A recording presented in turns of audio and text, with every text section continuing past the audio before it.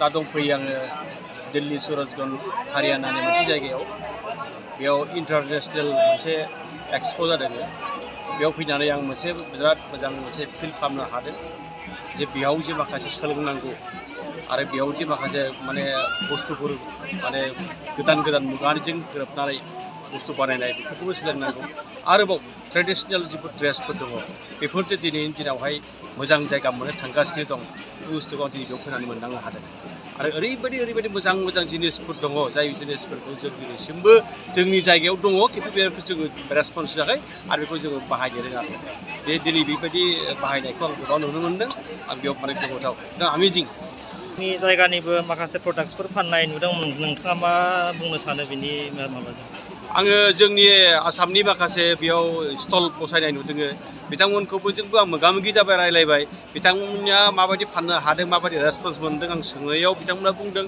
जों मोजाङै फाननो हाबाय एकदमबारे बेस्ट माने सेल खालामनो हाबाय होननानै बिथांमोना बुंदों आरो आसामनि जिथु जेसेबां ट्रेडिशनेल ड्रेसफोर दङ हेन्डलुमनि प्रडाक्ट दङ बेफोर बुस्थुखौ बिथां माने बे दिल्लीनि आरो इन्टारनेशनेल मानसिफ्रा बेखौ एक्सेप्ट खालामनानै बायनानै लांनायखौ बिथांमोना दिन्थिदों You are from Zambia, From right? Zambia, Okay. yes. Yeah, we are How here is- to How is showcase. your experience in India over here? Our experience is very good.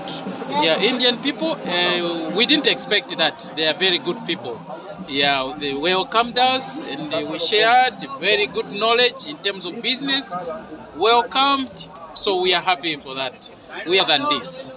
Please, from Zambia, one of the best artists who have come to do these. I do them myself. Yes.